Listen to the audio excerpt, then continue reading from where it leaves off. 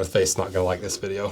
This boot was specifically designed with marketing jargon in mind, not to make a good boot, and I'm gonna prove it to you by breaking down every single BS feature and claim and show you how the North Face, this eco-friendly outdoorsy brand, is selling you absolute shit without you knowing. The North Face, one of the most popular outdoor brands of all time, was started in October 26, 1966. Doug and Susie Tompkins opened up the North Face store in San Francisco with the goal, in their words, of making a brand committed to serving all those who desire to explore and to serve our natural wild lands by helping conserve them. Then from 1966 to 69, the shop quickly became a cultural hub and was growing rapidly.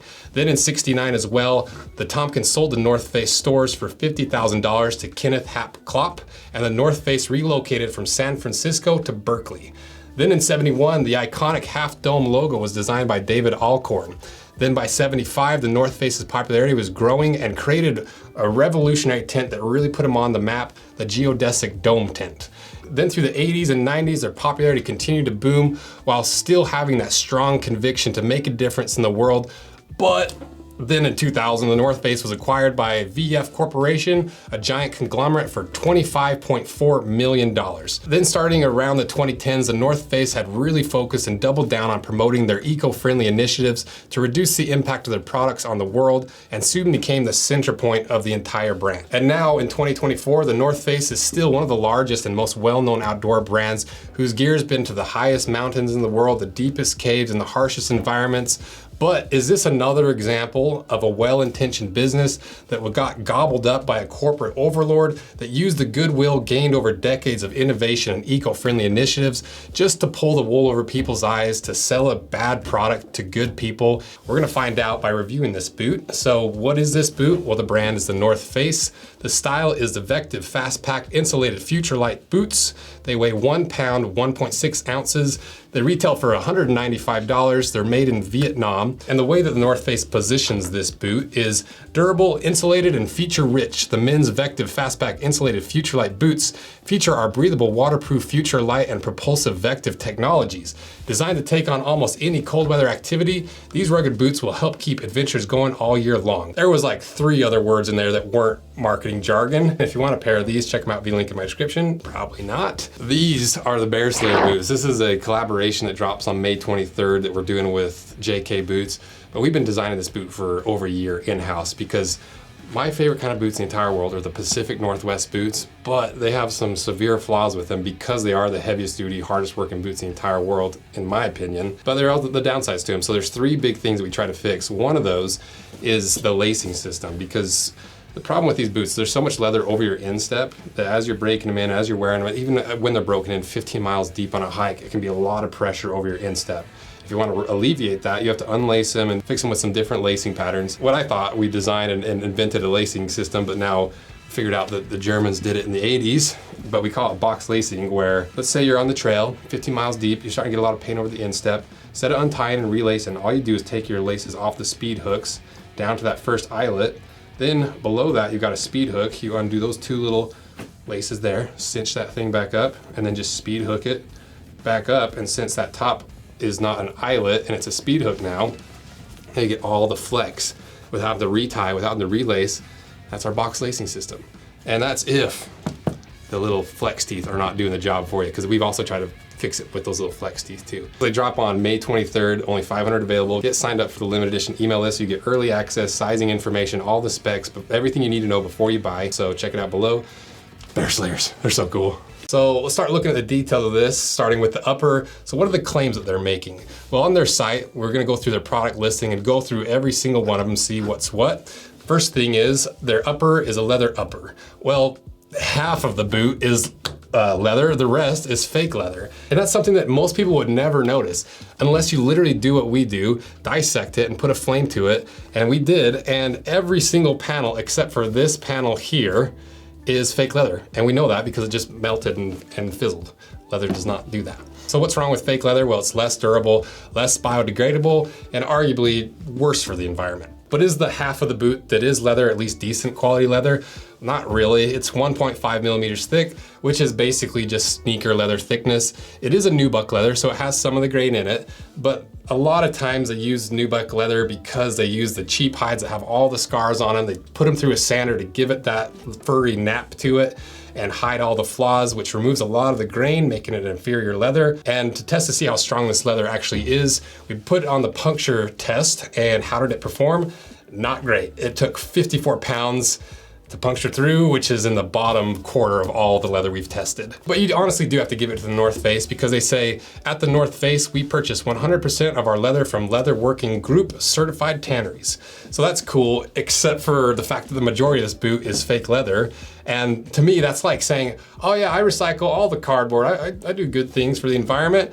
But when it comes to plastic, it's just easier to burn it. You know, it stinks, gives off these crazy black fumes and smoke. But I recycle the cardboard.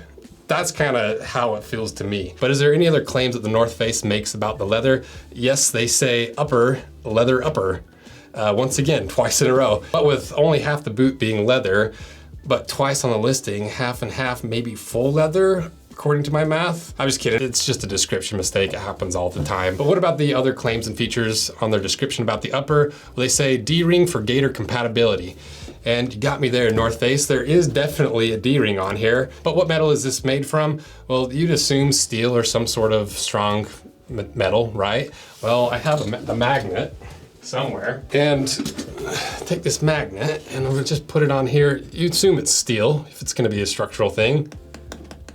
Not magnetic, non-ferrous. So we take my little knife, do a little scratch on it, see what's what, and it's aluminum. If you were to choose the worst metal to make a supportive little D-ring out of, you would choose aluminum, because it's the weakest, it's the most affordable, it's the worst option for a D-ring. And obviously it's just a teeny little D-ring, and most people aren't gonna be putting their gaiters on this, but it's the principle. And then the only other feature they have listed on there is D-ring for gaiter compatibility.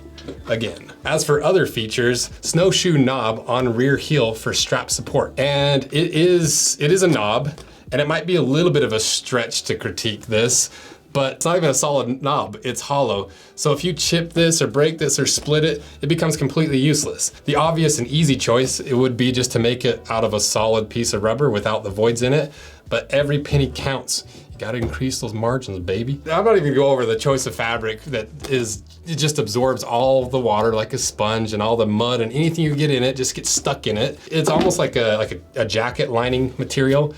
Terrible choice. And it, you know, it's not just here on the collar, it goes all the way down the tongue. But speaking of terrible choices in fabric, let's look at the inside of this boot. So what are the claims and features they've made about the inside? Well, the first one is 200G heat seeker eco insulation for exceptional warmth. Well, I took the knife to the lining of this to see how much of this heat seeking insulation is actually in there. And honestly, it took me a while to find it, because there's no insulation up the shaft of the boot. There's no insulation all through the tongue. So where's the insulation? Well, I found it deep inside the boot. There's a little strip of insulation that covers maybe only 30% of the boot, if that. So to me, is this boot really insulated, or is it just enough insulation to say on the product description that it's insulated? You tell me. But wait, there's more. Because I thought the Ultras took the cake when it came to worst lining materials, but this one beats it, because this is a super thin, super cheap canvas that is only 0.3 millimeters thick, and that might be the fastest wearing lining material that I've seen ever inside of boots and sneakers. And it's such a terrible choice for lining. It might as well be Charmin Ultra Soft toilet paper. But what about the waterproofing? They say breathable waterproof Futurelight membrane. Well, it did pass the waterproof test, so it does have a waterproof membrane on the inside. But what is this Futurelight membrane about? Well, if Futurelight and all these fancy jargons mean a super fragile Chinese membrane that's already crumbling after maybe 20 miles worth of wear, backed with a ridiculously thin, cheap canvas that once you wear through it, you wear through the waterproofing, immediately destroying any waterproof benefit to the boot. You literally can't make this shit up. This video basically wrote itself. And the last claim when it comes to the lining is a 200G heat seeker eco 70% recycled polyester insulation is made with hollow core fibers for warmth, performance, and durability. Once again, twice on the listing, less than half the insulation, full boot insulation. But honestly, it is cool that it is recycled and it is somewhat real insulation, assumingly. But how about the stuff that really matters, the stuff that separates you from the ground and gives the boot all of its feel underfoot? Well, the feature is the Vective technology designed to help maximize energy on the trail. All it really is just an EVA foam with a fancy name, because it comes in at a 30 Shore A, which is right about where it should be. But is it at least what they claim, this high rebound EVA? No, because it performed less than average on the bar drop test at 5.85 inches of bounce. So it's not terrible foam, it's not what they claim. And really the only other thing on the listing about the midsole is Vective technology designed to help maximize energy return on the trail. And the final thing to cover before we cut it in half is the outsole. And the feature and claim is outsole surface control, rubber outsole optimized for hiking. And this sole, it honestly isn't terrible. It's just really, really thin and sparse. All the lugs are really spaced out. So it's not a crime by any means, but surface control is another claim that they make, and it's just useless marketing jargon for a really, really thin outsole. And I get it, I like branding, I like marketing jargon, I love that kind of stuff, but only when it's backed up. Are the lugs at least 4mm lugs, like they say? Not even that, they're technically 3.5 millimeters. So we'll let that one slide because it's really close and it's close enough. And if it was the only thing wrong, you'd be like, it's close enough. And last claim and feature before we cut them in half is Surface CTLR control trademarked. Rubber outsole with 4mm lug is optimized for high level traction when you're hiking. Damn it. Again, let's cut them in half. Let's see what this shit is on the inside.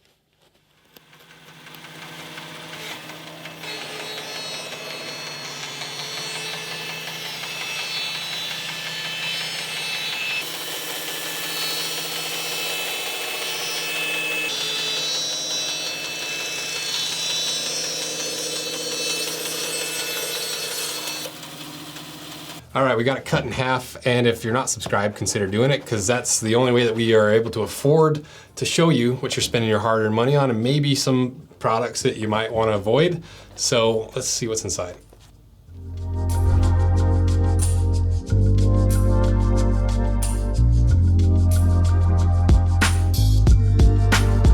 For the love of the boot gods, is there at least one redeeming quality in this boot? How about the 3D TPU plate under forefoot helps with multi-directional stability? What they mean by that is this thin layer of plastic that runs the full length of the shoe. And what's 3D about it? Just these little teeny nubs on the outside that are solely there just to justify the term 3D. Because that does nothing. There's nothing functional about that at all. I like cut it like 4 different ways to try to find a way that it was functional. There's nothing. There's nothing functional about it. It's just to use the word 3D. And 3D is not even that good of a term. Like, why sacrifice your product for a terrible term? But the TPU plate does help keep this shoe rigid, but that honestly is what makes this boot worse, because it forces the lowest part of the boot to be right where your arch is, because of how it's this rocker style with the heel raised and the toe raised that they call rocker midsole geometry, engineered to create long-lasting forward propulsion. Good Lord, that's a lot of extra words for actually nothing happening. And to be fair, some people do like this rocker style. I just don't, for any reason. It's just too unsupportive and unstable for any real kind of hiking. Just like the Under Armour boots, same concept, but honestly worse than this boot. And that's about it. I don't even know if I have to wrap this video up, because it kind of speaks for itself and there's not much left to be said. The North Face, which is this shining beacon of hope and truth on a mission to save the earth, and with statements literally on their website saying, shaping the future of humanity / nature, a higher calling, innovation and action. And most ironically of all, sustainably conscious, inside and out. Inside and out doesn't look like it, North Face. Maybe check yourself before you get on your high horse and start claiming stuff like that while you're producing and selling this kind of garbage to people that don't know any different, that would never know unless you cut it in half, or if you actually bought a pair of these and wore them for more than 20 miles and they completely fell apart and were completely useless, and all the functionality and all these claims, they don't even exist. It's all just marketing BS and jargon. So the North Face, you're busted. This is garbage. And right on the bottom of the board.